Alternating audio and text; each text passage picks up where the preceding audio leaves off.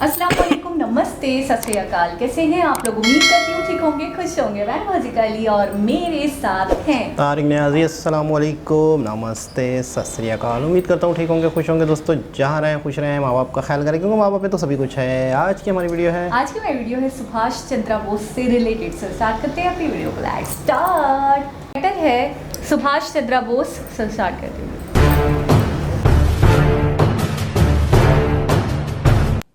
लेकिन मैं कहता हूं कि गांधी जी के हत्यारे के बारे में जब भी बात होती है तो ये देश अपोलोजिस्टिक क्यों हो जाता है? चर्चा होनी चाहिए उसके ऊपर। और ये कौन लोग कर रहे हैं? जो उसामा जी कहते हैं, हफीज सईद साहब कहते हैं। वो कह रहे हैं कि गॉडसे आतंकवादी था। गॉडसे ने गांधी जी को क्यों मारा, इस पे बहस क्यों नहीं होनी चाहिए? उसका परिणाम कुछ भी निकले, मैं ये नहीं कह रहा कि वो सही किया गलत किया, लेकिन इस पे बात क्यों नहीं हो सकती? दिल्ली यूनिवर्सिटी के बीए पास के कोर्स के अंदर अगर ये पढ़ाया जा सकता है कि रावण की छींक से सीता पैदा हुई, ये कोर्स में पढ़ाया जाता है दिल्ली यूनिवर्सिटी के, इस पे चर्चा हो जाने पे किसी को तकलीफ नहीं होती, इसको कहने से कोई नहीं डरता। लेकिन गांधी जी के बारे में गॉडसे ने क्यों मारा? क्या गॉडसे कोई क्रिमिनल था? गॉडसे ने उससे पहले कोई 40-50 हत्याएं की थी? क्या उसका कोई ऐसा बैकग्राउंड था? तो इस पे चर्चा क्यों नहीं होती भाई? और अगर गॉडसे ने जिस भी कन्विक्शन के तहत मारा गया, लेकिन किसी भी कानून के तहत किसी भी हत्या को जस्टिफाई नहीं ठहराया जा सकता। अब तो सुप्रीम कोर्ट भी ने यह कह दिया है कि अगर आपको अपनी जान का खतरा हो तो सेल्फ डिफेंस में आप मार सकते हैं। ये क्राइम खत्म कर दिया है। लेकिन एक बात को थोड़ी देर के लिए दूसरे पर्सपेक्टिव में समझें। एक नेता ने अपने देश को भरोसा दिलाया और पूरी ताकत से कहा कि पाकिस्तान अगर बना तो मेरी लाश पे बनेगा। मैं एक उसकी सिमिलरिटी नहीं खींचना चाहता, और उस दौर में बहुत सारे लोग थे जो गांधी जी को, उनकी क्या ताकत थी कि जब वो नोआखली के दंगों में गए तो जहां हिंदू मुसलमान लड़ रहे थे, हाथों में तलवारें थी लोगों ने हथियारों से हाथ से उनके तलवारें गिर गईं। गांधी जी के कहने से इतनी स्ट्रांग अपील थी। तो नाथूराम गॉडसे को भी लगा कि ये देश महफूज है, कम से कम ये गांधी के होते हुए नहीं होगा। आप में से किसी ने 15 अगस्त 1947 को जब इस दिल्ली में जश्न मनाया जा रहा था तो बंगाल में और पंजाब में क्या हो रहा था, ये किसी को अंदाजा है? ये क्यों नहीं देश को बताया गया? और हिंदुस्तान के कौन से डॉक्यूमेंट में लिखा है कि 15 अगस्त 1947 को भारत आजाद हुआ था? कोई डॉक्यूमेंट नहीं सरकार के पास। नेशनल आर्काइव दिल्ली में चले जाएं, उसमें लिखा है 15 अगस्त 1947 को ट्रांसफर ऑफ पावर हुआ है। लेकिन हम गीत गा रहे हैं आजादी के। लिहाजा गांधी जी ने जो भरोसा देश को दिया, कोई तस्वीर ऐसी याद है हिंदुस्तान के किसी छोटे बड़े अखबार में कि जिस दिन 15 अगस्त को झंडा फहराया जा रहा था तो गांधी क्या कर रहे थे? गांधी थे कहां बैठे हुए थे? कोई प्रतिक्रिया है उनकी? तो ये आजादी, जिसको आप आजादी कह रहे हैं, जिसको हम सब लोग आजादी समझ रहे हैं, जिसमें 21 लाख लोगों की सरकारी रिकॉर्ड के हिसाब से मौत हुई है, सबसे ज्यादा लाशें पंजाब से की, सबसे ज्यादा उसके बाद लाशें बंगाल में हुई। गांधी के हत्यारे की चिंता है लोगों को। 21 लाख लोगों का मर्डर हुआ, 21 लाख लोग मारे गए, उनका जिम्मेदार कौन है? उसकी भी कोई जिम्मेदारी लेगा कि नहीं लेगा? वो किसके खाते में जाएंगी भाई? और क्या इस देशवासियों से पूछा था आपने कि हम एक लाइन खींच देंगे पंजाब से और एक लाइन खींच देंगे बंगाल में और ये मुल्कों में बांट देंगे? ये किसने तय किया था? कौन कॉन्स्पिरेटर थे? क्या गांधी जी को नहीं पता?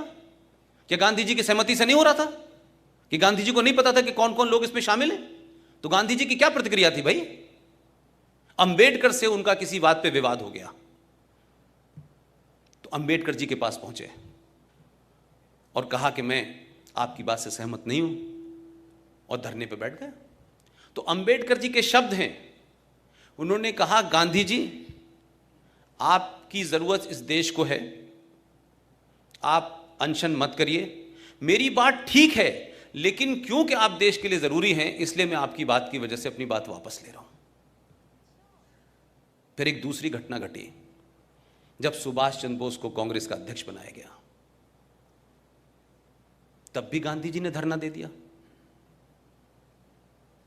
मैं आज पूछता हूं 2019 में, गांधी जी जब जिन्ना अपनी जिद पे अड़ गया था कि पाकिस्तान को बांटेंगे, तो आप उसके सामने धरने पे क्यों नहीं बैठे थे?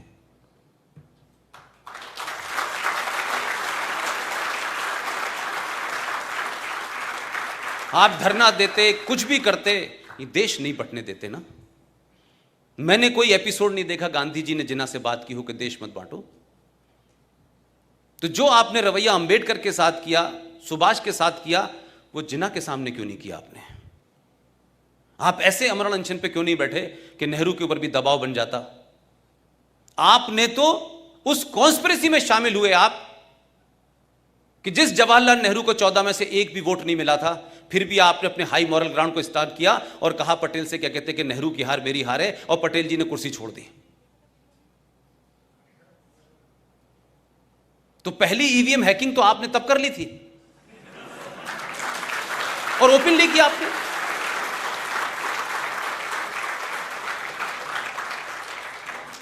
तो हम किसी आदमी को एक देवता की जगह बैठा दें और फिर उससे कहेंगे जो तुम कर रहे हो वो ठीक है, और उस पर सवाल उठाएंगे तो लोग कहेंगे देखिए साहब गांधी जी के बारे में, गांधी जी ऐसे थे। भाई गांधी जी को क्रिएट किया गया, मेरा मानना यह है। अंग्रेजों को कोई पागलपन का दौरा नहीं पड़ा था कि उनके अपना एक अंग्रेज जो कलेक्टर था, उसने कहा कि मैं कांग्रेस पार्टी की नींव रखता हूं, A.O. ह्यूम, और तुम हमें मारना और हमें यहां से भगा देना। इतनी सहमति तो मैंने कहीं नहीं देखी आज तक। और मैं कहूं कि पूरी कांग्रेस पार्टी का चरित्र देखें अगर आप, ठीक है कि उसमें बहुत सारे लोग गए, फिर वापस निकल आए, फिर अलग अलग जगह चले गए, लेकिन कांग्रेस पार्टी का पूरा जन्म और कांग्रेस पार्टी की अप्रोच में कुछ लोगों को आप देखें कि जैसे ही इस देश में गरम दल का जैसे ही वो आगे बढ़ता था, तत्काल गांधी जी अनशन, अहिंसा, हम ये नहीं करेंगे, हम वो नहीं करेंगे। जब भी मैंने देखा कि ये ताकतें आगे बढ़ी, गांधी जी खड़े हो गए बीच में आके। और वही ग्रुप जिसे मैं चंडाल चौकड़ी कहता हूं, वही उनके साथ थी। सुभाष बाबू के मामले में गांधी जी ने अनशन किया था, वीर सावरकर के लिए अनशन किया था। तो जो लोग दिल्ली में थे और दिल्ली में सुबह सुबह लिखते थे लेटर टू डॉटर मॉर्निंग, दोपहर में भी लिखते थे, शाम में भी लिखते थे। अंग्रेज पूछता था ब्रेकफास्ट में क्या लेंगे और फिर खाने में क्या खाएंगे। ऐसी जेल अल्लाह करे पूरे देश को दे दे। और एक आदमी, हजारों लाखों लोग अंडमान से लेकर सब जगह थे, उनकी कहीं इस देश में जिक्र नहीं है। तो हम ये माने कि जो हमने नींव रखी है इस भारत की, ये एक बार ढह जाए तभी ठीक है, ये बगैर ढहे नहीं हो सकती।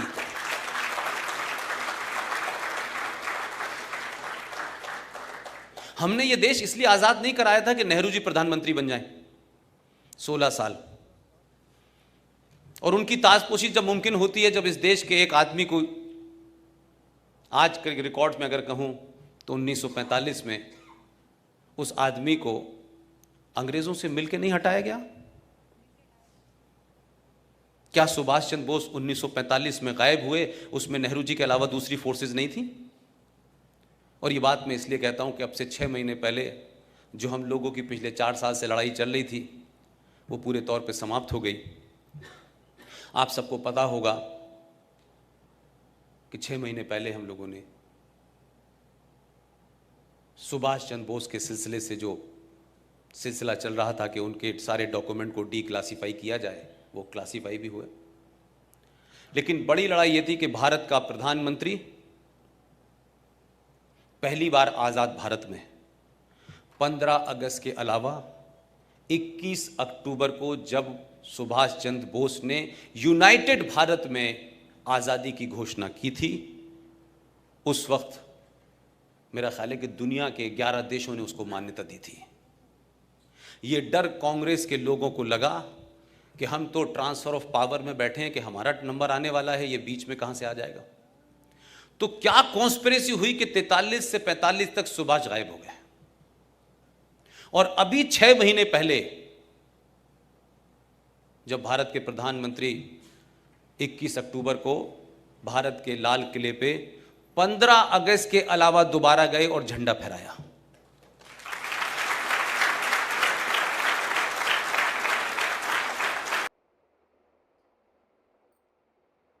जी जनाब, मतलब ये है शॉकिंग कि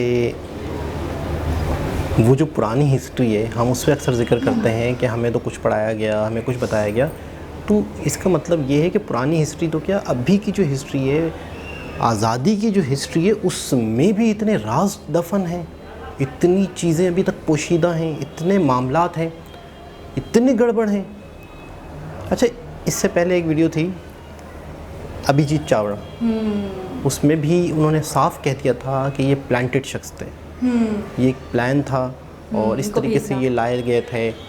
अच्छा, शायद कोई भी दौर रहा हो, इससे मुझे कुछ जो सीखने को मिला, चाहे कोई भी दौर रहा हो, वहाँ पर इक़्तिदार, सत्ता, कुर्सी, सब कुछ, ये वाला मामला रहा है।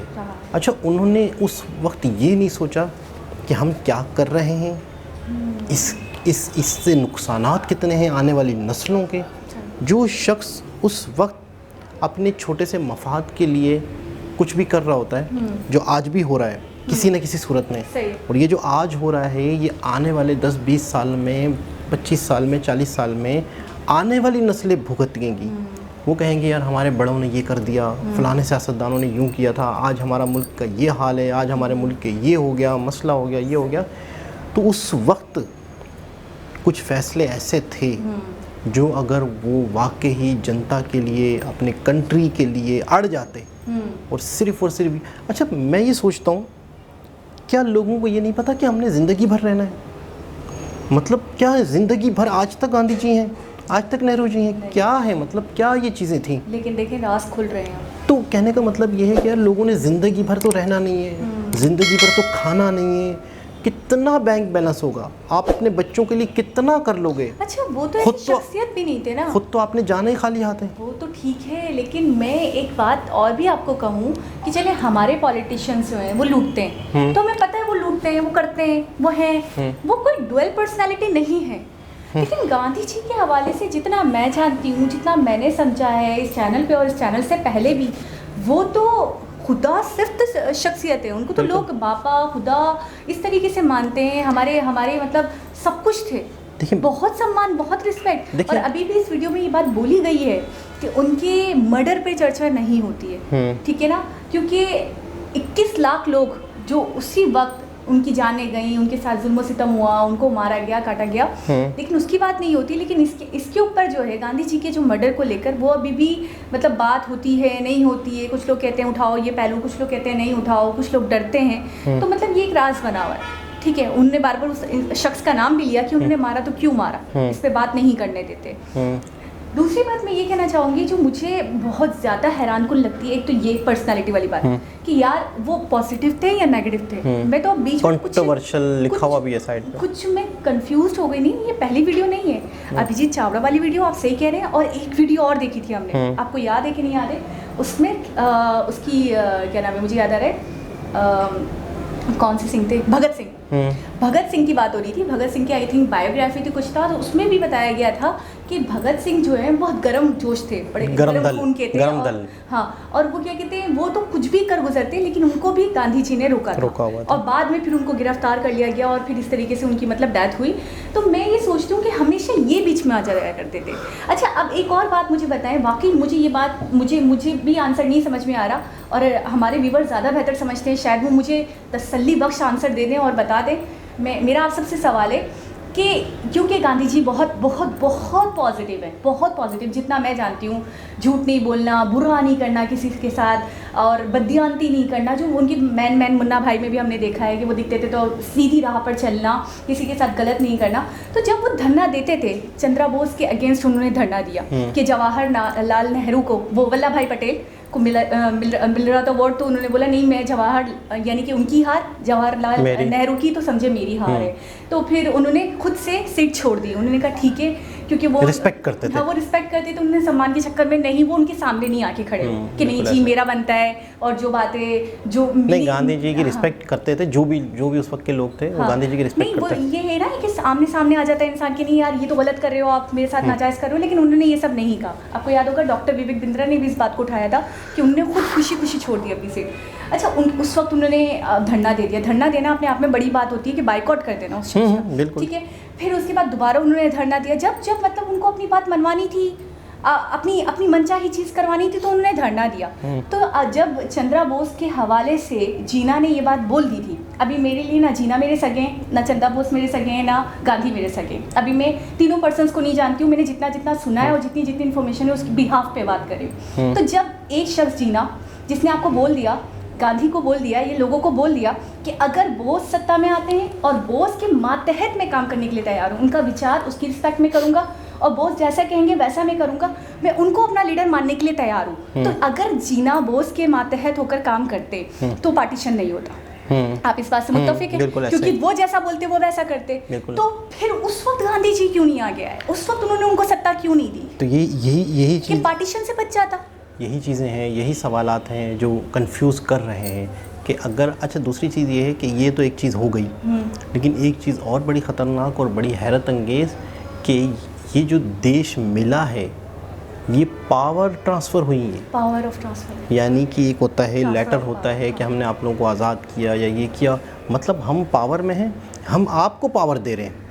अंग्रेजों ने ट्रांसफर ऑफ पावर किया होगा ना, जैसे पावर ऑफ अथॉरिटी होती है, बस ये हुआ है। तो वो कह रहे हैं, फीवर हमारे ऊपर गुस्सा नहीं कर रहे थे कि आप हमें क्यों कह रहे हो कि हम छोटे हैं, वो हम तो आज़ादी थे। वो कह रहे हैं इसी बात को लेकर कह रहे हो। तो ये एक अजीबोगरीब सी बात है कि एक होता है ना कि यार हमने आप लोगों को हमेशा के लिए ये वतन दे दिया, ये आप ही लोगों की सरजमीं, अथॉरिटी दे दिया आपको। देखिए मेरी बात सुने, एक घर है मेरा, उस घर के अंदर मैं मालिक हूँ, ठीक है, मैं उस घर का मालिक हूँ, लेकिन मैं आपको अथॉरिटी देता हूँ कि आप इस घर को अब आप चलाएं। मैं जा रहा हूँ। मैंने ये नहीं कहा कि अब आपका ये घर हो गया। बात को समझें। समझ रही हूँ। एक मेरी फैक्ट्री है, उस फैक्ट्री को मैं चला रहा हूँ, लेकिन मैं कहता हूँ, एक लेटर बनाता हूँ कि अब मैं आपको अथॉरिटी देता हूँ, पावर देता हूँ कि अब आप अपने हिसाब से इस फैक्ट्री को चलाएं। पावर का मतलब अब आप चलाएं। मैं आपके नाम ये फैक्ट्री करता हूँ, मैं आपको ही फैक्ट्री देता हूँ, आप ही लोग अब इस फैक्ट्री को देख रेख करें, आप ही की ये फैक्ट्री हो गई। मैं आपको एग्जांपल दूँ, ऐसा होता है कि बिजनेस के हवाले से ऐसा मैंने अक्सर देखा है, पावर ऑफ अथॉरिटी दी जाती है। वो होता ये है कि अगर बाप आउट ऑफ कंट्री चला गया और कंट्री में बहुत सारा बिजनेस है, तो वो बेटे को पावर ऑफ अथॉरिटी देकर जाता है कि बेटा तुम मेरा बिजनेस रन कर सकते हो, लेकिन जैसे ही बाप आता है तो वो कैंसिल हो जाती है। यही बात, और वो अथॉरिटी दोबारा बाप के पास जाती है। यही मैं समझ रहे हैं आप बात को? तो ये परमानेंट नहीं होता। हाँ बिल्कुल ऐसा ही है। दूसरी बात ये है कि इसका मतलब ये है, एक थी आज़ादी कि आप ही का ये कंट्री हो गया, ये एक बहुत ही ख़तरनाक डॉक्यूमेंट्स हैं, एक मतलब बहुत ही उलझा देने वाली चीज़ है। और ये अब राज खुल रहे हैं, शऊर आ रहा है लोगों में, लोग इस चीज़ पे चर्चा कर रहे हैं और वाकई एक सोचने की बात है। अच्छा कुछ चीज़ मतलब जो हिंदुस्तान में, पाकिस्तान में मामला करप्शन वाला, मामला अपने मफादात वाला मामला ये था, जिसकी वजह से बहुत गलत फैसले हुए। क्योंकि अंग्रेज़, देखिए अंग्रेज़ एक साजिशी दिमाग के लोग थे, उन्होंने साजिश करके ही तो हिंदुस्तान में आए, उन्होंने साजिश करके यहाँ पर हुकूमत बनाई, उन्होंने साजिश करके लोगों को ख़रीदा, सारी चीज़ें साजिश करके। आपने सुना कि नहीं सुना, उन्होंने बोला कांग्रेस की नींव ही अंग्रेज़ों ने रखी है। तो फिर और ये भी साजिश थी कि अगर हम अब जाते हैं, अब हमारे जाने का वक्त आ ही गया है, तो हम किस तरीके से क्या करके जाएं कि कभी भी वो देश तरक्की ना कर सके कभी। अच्छा वो देश दे भी किसको रहे हैं? उन्होंने अपने ही लोगों को देना था, जो इनके अपने ही प्लांट किए हुए लोग थे। मुझे एक बात समझ में नहीं आ रही है, वो सामने वाला मेरा दुश्मन है, आप मेरे दुश्मन हो, अब मैं आपके लिए ही पार्टी बनाकर और आपसे कहूँ कि आप मुझसे लड़ो और फिर मैं आपको अथॉरिटी दे दूंगी। बिल्कुल। तो मतलब इसके पीछे क्या रीज़न रहा होगा? और ये मतलब यानी कि उनका प्लान था पहले से कि वो चाहते थे कि ये लड़ें, फिर हमें मार भगाएं, फिर हम इनको अथॉरिटी दे दें, उसके बाद हम चले जाएं। तो ऐसा कुछ लूट चुके थे और दिल भर चुका था, या तो फिर इसको ऐसे समझ सकते हैं। बिल्कुल ऐसा ही है, लेकिन वाकई बहुत सारी चीज़ें अभी भी दफन हैं, बहुत सारी चीज़ों पे अभी चर्चा हो रही है। और ये मैं हैरान हूँ, और मैं बड़ी बात है कि इंडिया में इतनी आज़ादी है, इतनी लब कुशाई की इजाज़त है आपको बोलने की, एक कि आप जो है इस टॉपिक पर भी सेंसिटिव टॉपिक है ये, हज़ारों लोग इस पे एहतजाज कर सकते हैं, कोई भी शख्स दीवाने हो सकते हैं गांधी जी के, किसी के भी, वो कह सकते हैं कि भाई आप गलत हैं, और कुछ गलत हरकत भी कर सकते हैं। लेकिन ये बड़ी बात है, मैं कहूँगा। लेकिन कांग्रेस को उन्होंने डायरेक्टली टारगेट किया है, बड़ी बात है ना, मैं बता तो रहा हूँ। कह रही हूँ। तो फिर उसके बावजूद मैं ये कहूँगी बड़े बहादुर शख्स हैं, बड़े दलेर शख्स हैं। मैं नहीं जानती इन्हें क्योंकि फर्स्ट टाइम हम इनकी वीडियो देख रहे हैं, लेकिन मैं तो हैरान हो गई हूँ कि कितना खुलकर बोल रहे हैं, वो अपना पक्ष रख रहे हैं। अपने आप में एक बहुत बड़ी बात, बहुत राज की बात, और बहुत हैरानगी इस बात की, इस बात पे अब बात हो रही है। तो दोबारा किसी और के साथ मुलाकात होगी, जब तक के लिए अल्लाह हाफ़िज़।